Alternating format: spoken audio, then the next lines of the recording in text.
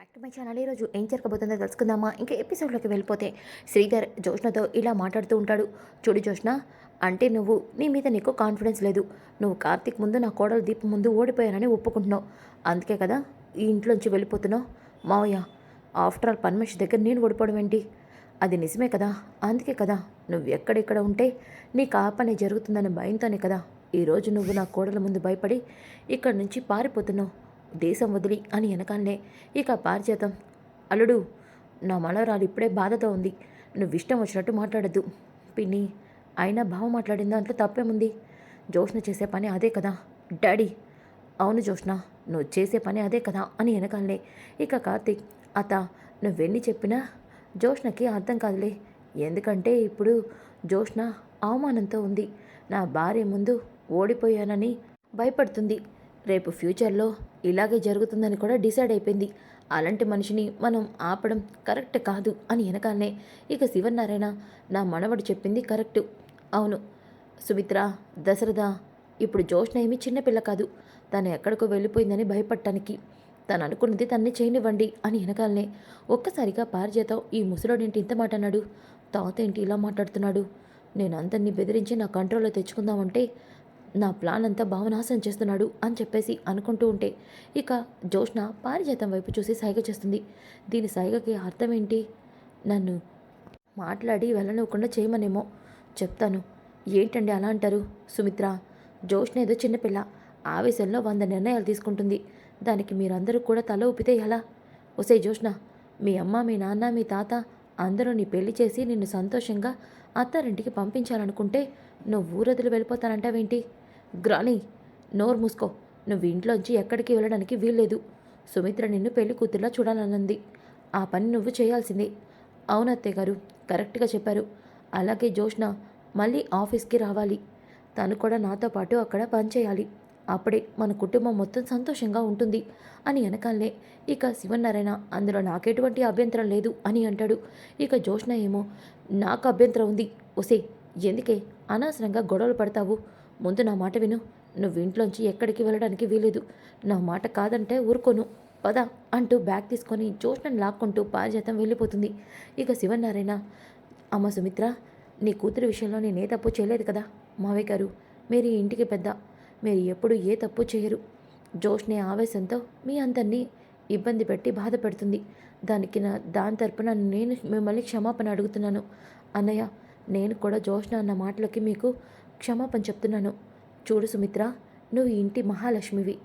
నీలాంటి మహాలక్ష్మి ఏ రోజు ఎవరికి క్షమాపణ చెప్పాల్సిన పరిస్థితి రాదమ్మా. జోష్న చిన్నపిల్ల, తను ఏమన్నా నేను పట్టించుకోను.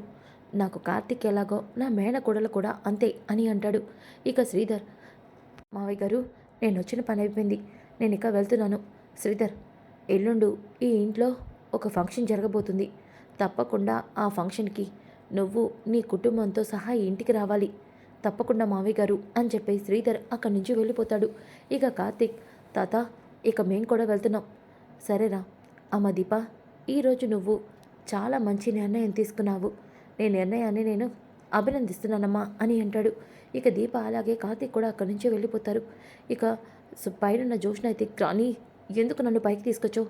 వస్తే పిచ్చిదానా, నేను కనుక నేను పైకి తీసుకురాకపోతే మీ అమ్మ, మీ నాన్న, మీ తాత అందరూ కూడా నువ్వు ఇంట్లోంచి వెళ్ళిపోవడమే మంచిది అన్నట్టు సైలెంట్గా ఉన్నారు.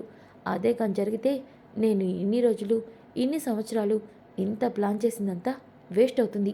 గ్రాని, అవునే, నేను నిన్ను ఈ ఇంటికి వారసురాల్ని చేద్దామనుకున్నాను. చిన్నతనంలోనే వారసురాల్ని ఈ ఇంటికి దూరం చేసి నిన్ను ఈ స్థానంలో కూర్చోబెట్టింది నువ్వు ఎక్కడికో వెళ్ళి అనాథలా బ్రతకడం కోసం కాదు. ఇక్కడే ఉండి నువ్వు ఇంటి వారసురాలుగా నీ స్థానం దక్కించుకోవడం కోసం. గ్రాని, చూస్తున్నావు కదా తాత, డాడీ, మమ్మీ ఇప్పుడు ఎలా మాట్లాడుతున్నారో. ఇప్పుడు అందరూ బావమాయలో పడిపోయారు. బావ, దీప కలిసి కొత్త నాటకం మొదలుపెట్టారు. దాని ప్రయోజనమే ఇది. ఒసే వెర్రి బాగుల్దానా, కార్తీక్, దీప ఒకప్పుడు ఈ ఇంటికి శత్రువుల్లా తయారయ్యారు. దానికి కారణం ఎవరు? నువ్వు కాదు. నువ్వు ఒకప్పుడు ఈ ఇంటి మొత్తాన్ని శాసించావు. దీపని, కార్తీక్ని ఈ ఇంటి దరిదాపుల్లో కూడా రాకుండా చేశావు. కానీ నువ్వు ఇప్పుడు వాళ్ళకే భయపడి ఇంట్లోంచి పారిపోయే పరిస్థితి తీసుకొచ్చుకున్నావు. దీనంతటికి కారణం నువ్వు గ్రాని. అవును, చూడు, ఇప్పటి వరకు నువ్వు చక్రం తిప్పావు. ఇప్పటి నుంచి ఈ పారిజాతం చక్రం తిప్పుతుంది. నేను చెప్పినట్టు చెయ్యు. మళ్ళీ ఇంట్లో అన్నీ అనుకూలంగా మారతాయి. అన్నీ కూడా నీకు అనుకూలంగా జరుగుతాయి. నన్నేం చేయమంటావు గ్రాని? చూడు, ఇప్పటి నుంచి మీ తాత, మీ మమ్మీ, మీ డాడీ ఎవ్వరు ఏం చెప్పినా దాన్ని ఒప్పుకో. అవును, వాళ్ళని ఒప్పుకున్నట్టే నటిస్తూ ఎక్కడ దెబ్బ కొట్టాలో అక్కడ మనం దెబ్బ కొట్టాలి. అవును, నువ్వు అలాగే ఆఫీస్కి కూడా వెళ్ళాలి. అక్కడ నువ్వేం చేయాలనుకుంటే అది కూడా చెయ్యు. ఎక్కడ కార్తీక్ అడిగి ఆ దీపకి ఊపిరాడకుండా చేయాలి. అప్పుడే మనం అనుకున్నది సాధిస్తాము. సరే గ్రాని, అలాగే చేస్తాను. ఇక నుంచి నేను ఏం చేసినా నీకు చెప్పే చేస్తాను. అది మంచి నిర్ణయం అని చెప్పేసి అంటుంది. ఇంకా ఒక పక్కన కాంచన, ఏంట్రా కార్తీక్, నువ్వంటుంది నిజమా? మా నాన్న మీ నాన్నని సీఈఓ చేశాడా? అవునమ్మా, మాస్టరే ఇప్పుడు సీఈఓ. ఒరే కార్తీక్, ఈ విషయం నాకు సంతోషంగానే ఉంది. కానీ కాంచన, ఇక నువ్వు ఏ కంగారు పడాల్సిన అవసరం లేదు. ఎందుకంటే ఒకప్పుడు శ్రీధర్ ఇప్పుడు మారిపోయాడు. ఇప్పుడు ఈ శ్రీధర్ కాదు, కార్తీక్ తండ్రి అని వెనకాలనే ఇక దీప, మావయ్య గారు రండి కూర్చోండి, నేను ఇప్పుడే వెళ్ళి కాఫీ తీసుకొస్తాను. వద్దమ్మా దీప, ఈరోజు నేను మా మావయ్య గారి చేతుల మీదుగా ఈ ఈ స్థానాన్ని దక్కించుకున్నానంటే దానికి కారణం నువ్వే. జరిగిందంతా కార్తీక్ నాతో చెప్పాడు. నేను నా కొడుకు ఇలా అయిపోవడానికి కారణం నువ్వే అని, వాడి ఈ పరిస్థితికి దిగజారడానికి కారణం వాడి జీవితంలో దరిద్రం నువ్వే అని ఎన్నోసార్లు నేను ఎన్నో మాటలు అన్నాను. కానీ వాడి జీవితానికి అదృష్టం నువ్వే. అంతేకాదు, నా జీవితాన్ని మార్చింది కూడా నువ్వే. మావి గారు, లేదు దీపా, ఇది నేను మనస్ఫూర్తిగా చెప్తున్నాను అని వెనకాలనే కాంచన ఎమోషనల్ అవుతుంది. చూడు కాంచన, నేనెప్పుడు కూడా మీరందరూ నా వాళ్ళే అనుకుంటాను. నువ్వు ఎప్పుడు నన్ను క్షమిస్తావా అని ఎదురు చూస్తూ ఉంటాను. కాంచన, ఈరోజు నేను సీఈఓ అయినందుకు సంతోషంగా లేను. నీతో కలిసి నేను ఇన్నాళ్ళకి భోజనం చేశాను. అదే నాకు ఈరోజు చాలా సంతోషాన్నిచ్చింది కాంచన అంటూ శ్రీధర్ అక్కడి నుంచి వెళ్ళిపోతాడు. ఇంకా ఒక పక్కన కార్తీక్ అలాగే దీప కూడా ఇక అక్కడి నుంచి వెళ్ళిపోతారు. కాంచన మాత్రం మనసులో చాలా బాధపడుతూ ఉంటుంది. ఇక దీప, అత్తయ్యని చూస్తుంటే బాధగా ఉంది బావా. చూడు దీప, కొన్ని ప్రశ్నలకి సమాధానం కాలమే నిర్ణయిస్తుంది. మమ్మీ మనసు కూడా ఖచ్చితంగా మారుతుంది. మాస్టర్ని క్షమించే రోజు తప్పకుండా వస్తుంది. నేను కూడా అదే ఎదురు చూస్తున్నాను. వాళ్ళిద్దరు కలిస్తే చాలు బావా అని చెప్పేసి అంటుంది. దీప, మావయ్య అత్తయ్య మధ్య సమస్యలు మొదలయ్యాయి. కానీ వీళ్ళ మధ్య సమస్యలు ధారాపాతలంగా ఉన్నాయి. అవి పూడ్చాలి అంటే చాలా టైం పడుతుంది. అవును బావా, నాకు ఒక అనుమానం ఉంది. ఏంటి దీపా? జోష్న ఇంట్లోంచి వెళ్ళిపోతానడం నాటకమా, లేదంటే దాని వెనక ఇంకేదైనా కుట్ర ఉందా? ఖచ్చితంగా కుట్రే ఉంటుంది. జోష్న ఇంట్లోంచి వెళ్ళిపోతున్నానని భయపడితే అత్త, మావయ్య, తాత అందరూ కూడా జోష్నకి ఆస్తి రాసిస్తానని, అలాగే సీఈఓని చేసి ఇస్తారని బ్రతిమాలాడతారని జోష్న నాటకాలాడింది. వాళ్ళు వెళ్ళిపోమని చెప్పేసరికి పారు చూసావా, సైలెంట్గా లగేజ్ బ్యాగ్ని తీసుకొని పైకి తీసుకెళ్ళింది. బావా, ఇంత అవమానం జరిగినాక జోష్న సైలెంట్గా ఉండదు. నువ్వు చెప్పింది నిజమే మరదలా. జోష్న అయితే సైలెంట్గా ఉండదు. తన ప్లాన్ నెక్స్ట్ ఏదో ప్లాన్ గట్టిగానే చేస్తుంది. ఈసారి జోష్నకి పారు కూడా తోడవుతుంది. వీళ్ళిద్దరూ కలిసి పెద్ద ప్లానే చేస్తారు. కానీ వాళ్ళు ప్లాన్ చేయడానికి కూడా నేను అవకాశం ఇవ్వను. ఏంటి బావా నువ్వంటుంది? దీపా, రేపు జరగబోయేది తెలిస్తే అక్కడ పారు, జోష్న కళ్ళు తిరిగి పడిపోతారు. అలాగే నువ్వు ఆ విషయం తెలిస్తే నువ్వు కూడా సంతోషపడతావు. ఏంటి బావా అది? చెప్తానుగా, రేపటి వరకు ఎదురు చూడు అని చెప్పేసి కార్తీక్ అయితే ఇక దీపతో చెప్తాడు. ఇంకా ఉదయం అవుతుంది. ఉదయమైన తర్వాత దీప, కార్తీక్ ఇంటికైతే వస్తారు. ఇక సుమిత్ర అలాగే దశరథ, శివనారాయణ, పారిజాతం, జోష్న కూడా హాల్లో ఉంటారు. తాత, ఏంటి అందరూ ఎవరి కోసం ఎదురు చూస్తున్నట్టున్నారు? అవునరా కార్తీక్, సమయానికి మీరు కూడా ముందే ఇంటికి వచ్చారు. చాలు. ఏంటండి, కార్తీక్ గారు ఇప్పుడు దీప ఇంటికి రావాల్సిన అవసరం ఏముంది? మనం అందరూ ఎదురు చూస్తుంది ఎవరి కోసం? ఎవరో ముఖ్యమైన వారు వస్తానన్నారు. పారిజాతం, నీకు దేనికైనా కంగారే. కాసేపు ఆగలేవా? లేదంటే నువ్వు బయట ఉద్ధరించాల్సిన పనులు ఏమైనా ఉన్నాయా? అది కాదండి మావయ్య గారు, అత్తయ్య ఎప్పుడు అలాగే మాట్లాడతారు, వదిలేండి అని అంటూ ఉంటే అప్పుడే గురువుగారు ఇంటికి వస్తారు. గురువుగారిని పిలిచాడేంటి మీ తాత? ఏదో పెద్ద ప్లానే వేస్తున్నాడే అని చెప్పేసి అంటుంది. ఇక శివనారాయణ, గురువుగారు, ఇదిగోండి నేను చెప్పిన విషయానికి సంబంధించిన జాతకాలు. ఈ జాతకాలు చూసి వాళ్ళకి ఎప్పుడు వాళ్ళ జాతకాలు కలిసాయా లేదా, ఏ రోజు వాళ్ళకి ముహూర్తం పెడితే మంచిదో చెప్పండి అని అనగానే పంతులు గారు జాతకాలు చూస్తూ ఉంటారు. ఇక జోష్న, గ్రాని తాత ఎవరు ముహూర్తాలకి ఎవరు జాతకాలు చూపించి ముహూర్తాలు పెట్టిస్తున్నాడు ఏమో, ఆ కార్తీక్ గడికి దీపకి ఫస్ట్ నైట్కి ముహూర్తం పెట్టిస్తున్నాడేమో. గ్రాని తాత కనుక అదే పని చేస్తే ఆ పేపర్ని చింపేసి ఇక్కడ రచ్చ చేస్తాను. ఈ ఆవేశాన్ని తగ్గించుకోవే, ముందు కాసేపు సైలెంట్గా ఉండు అని చెప్పేసి అంటుంది. ఇంతలోకి మంత్రి గారు, అయ్యా ఈ జాతకాలు రెండు అద్భుతంగా కలిశాయి. ఈ జాతక చక్రాలు రెండు ఒకరి కోసం ఒకరు ఉన్నట్టుగా ఉన్నాయి. అలాగే 2 రోజుల్లో మీరు ముహూర్తం పెట్టిస్తే వీళ్ళిద్దరూ అన్యోన్యంగా ఉంటారు అని అనగానే ఒక్కసారిగా పారిజాతం, కొంచెమైనా సిగ్గుండాలి. అసలు మీరేం చేస్తున్నారో అమ్మీకే నా అర్థమవుతుందా? పారిజాతం, ఏం మాట్లాడుతున్నావు నువ్వు?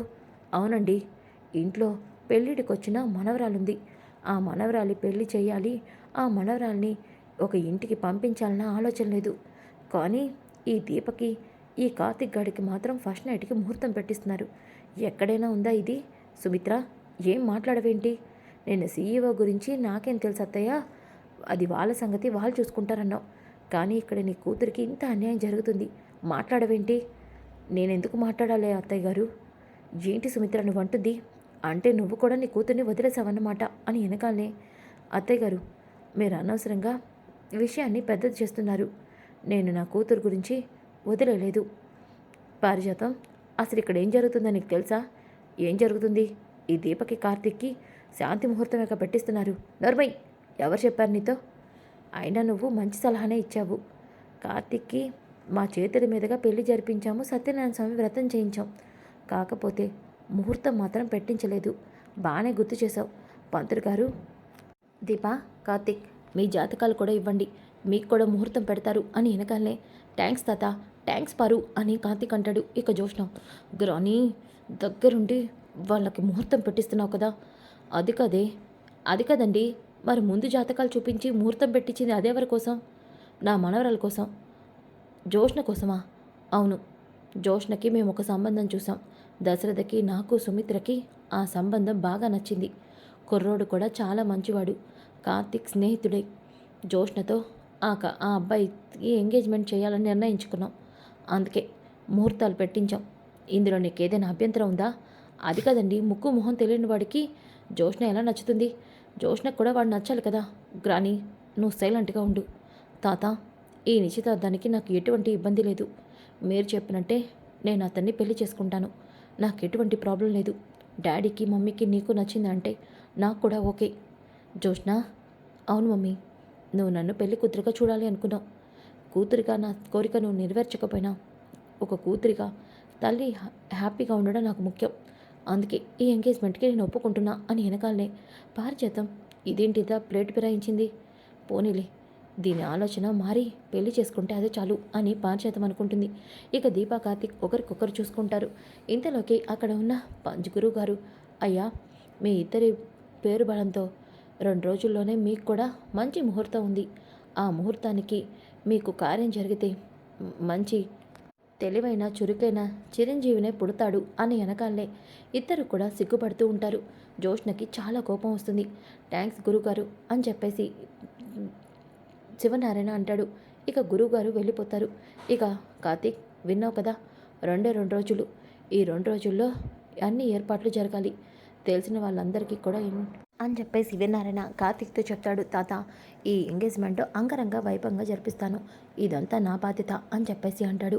ఇంకా ఒక పక్కన పారిజాతం, జోష్న ఏంటి ఇదంతా? అంటే నువ్వు నిశ్చితార్థానికి ఒప్పుకున్నావా? ఒప్పుకోకపోతే పిచ్చిదానిలా మిగిలిపోమంటావా ఏంటి? పెళ్లి చేసుకుంటే కనీసం ఆస్తిలో సగం వాటైనా వస్తుంది, అందుకే ఒప్పుకున్నాను. చాలా మంచి నిర్ణయం తీసుకున్నావే. గ్రాని, నేను అర్జెంటుగా బయటికి వెళ్తున్నాను. నువ్వు నా గురించి అడిగితే ఏదో ఒకటి చెప్పి కవర్ చేయి. సరే, కానీ ఇంతకు ఎక్కడికి వెళ్తున్నావు? చెప్తున్నాను కదా, నాకు పని ఉంది, వెళ్తున్నాను అని చెప్పేసి జోష్న అయితే ఇక బయలుదేరుతుంది. ఇంతలోకి ఒక పక్కన దాసు, జోష్న ఎందుకని నన్ను రమ్మని చెప్పింది? ఏదో ముఖ్యమైన కారణం అయి ఉంటుంది, అదేంటో తెలుసుకోవాలి అని చెప్పేసి ఇక దాసు బయలుదేరుతూ ఉంటే అప్పుడే శ్రీధర్, దాసు ఎక్కడికో వెళ్తున్నట్టున్నావు? అవును బావా. ఎక్కడికి? నేను కూడా వెళ్తున్నాను, మధ్యలో కావాలంటే డ్రాప్ చేస్తాను. సరే బావా అని చెప్పేసి దాసు శ్రీధర్ కారు ఎక్కుతాడు. ఇక శ్రీధర్, దాసు నువ్వెక్కడికి వెళ్తున్నావు? అది జోష్న కలవాలంది. జోష్న నిన్ను కలవాలందా? అది అది కాదు బావా. అంటే అది ఏంటి దాసు, నువ్వేదైనా దాచిపెడుతున్నావా? అదేం లేదు. నేను మా అమ్మ నన్ను కలవాలంది, అందుకని వెళ్తున్నాను. పారిజాతం గారా? అవునవును. మరి జోష్న అన్నావు? జోష్న డ్రాప్ చేస్తానని చెప్పింది, దాని గురించి చెప్తున్నాను అంతే. అవునా, సరేలే. ఎక్కడ? అదిగో ఆ ఎదురు. సరే సరే అంటూ శ్రీధర్ కారులో దింపుతాడు. ఇక దాసు కారు దిగుతాడు. దిగినాక ఇక శ్రీధర్, ఈ దాసకుడు మొహమాటస్తుడు, ఈ కాశీగాడికి కూడా అదే వచ్చింది, వీళ్ళని మనం మార్చలేం అని అనుకుంటూ కార్ స్టార్ట్ చేస్తాడు. ఇంతలోకి తన బ్యాగ్ కారులో ఉండిపోవడంతో, అయ్యో దాసు బ్యాగ్ మర్చిపోయాడు, ఇందులో ఫోన్ ఉంటుంది, తీసుకెళ్ళి వెనక్కి ఇవ్వడం మంచిది అని చెప్పేసి శ్రీధర్ కారు వెనక్కి తిప్పుతూ ఉంటాడు. ఇంతలోకి దాసు ఎదురు చూస్తూ ఉంటే అప్పుడే జోష్న అక్కడికి వస్తుంది. రాగానే దాసు, అమ్మ జోష్న, నాతో ఏదో మాట్లాడాలన్నావు. చూడనా, నీ కూతురికి నువ్వేం చేయాలనుకున్నావో ఆ అన్యాయం మొత్తం చేస్తున్నావు. నేనేం చేశానమ్మా? నువ్వు చేయకపోతే మరెవరు చేస్తారు? నేను నీ కూతుర్ని, ఆ ఇంటి వారసురాన్ని కాదు అన్న నిజం నీకు మాత్రమే తెలుసు. అలాగే గ్రానికి తెలుసు, గ్రాని ఎవ్వరికీ చెప్పదు.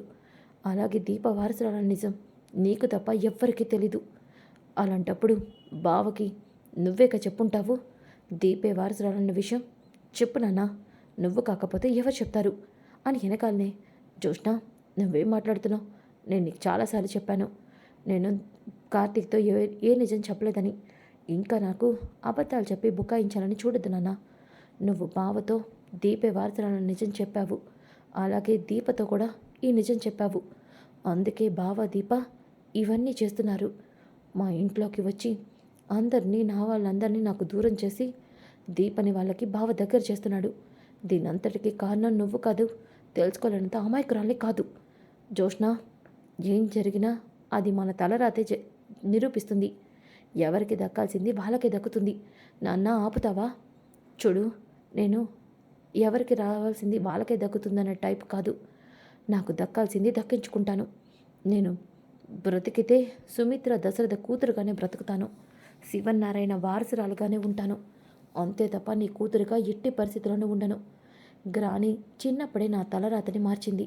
నీ కూతురు చచ్చిందని అందరినీ నమ్మించి ఆ ఇంటికి నన్ను వారసురాలు చేసి దీపని వంట మనిషిని చేసింది. కానీ ఈ నిజం నీతోనే అంతమవ్వాలి. ఈ నిజం బయటకు వచ్చినంత మాత్రాన నేను చూస్తూ ఊరుకుంటాను అనుకుంటున్నావా? ఊరుకోను. నువ్వు నాకు నిజం చెప్పకపోయినా నిజం ఏంటో నేను తెలుసుకుంటాను. ఎట్టి పరిస్థితిలోనూ దీపని ఆ ఇంటి వారసురాలుగా ఎవ్వరికీ తెలియనివ్వను, గుర్తుపెట్టుకో అని వెళ్ళిపోతుంది. అప్పుడే ఈ మాటలన్నీ కూడా శ్రీధర్ వినేస్తాడు. ఒక్కసారిగా షాక్ అవుతాడు. ఏంటి, దీప సుమిత్ర సిస్టర్ దశరథన్ని కూతురా? దీప నా మేన కొడలా అని చెప్పేసి ఆశ్చర్యపోతాడు. ఇక దాసుని అలా చూస్తూ ఉండిపోతాడు. సో ఫ్రెండ్స్, కమింగ్ ఎపిసోడ్స్ చాలా చాలా ఇంట్రెస్టింగ్గా ఉంటాయి. Don't miss. ఈ వీడియో నచ్చితే లైక్ చేయండి, షేర్ చేయండి. Thanks for watching. Back to my channel. ఈరోజు ఏం జరగబోతుందో తెలుసుకుందామా? ఇంకా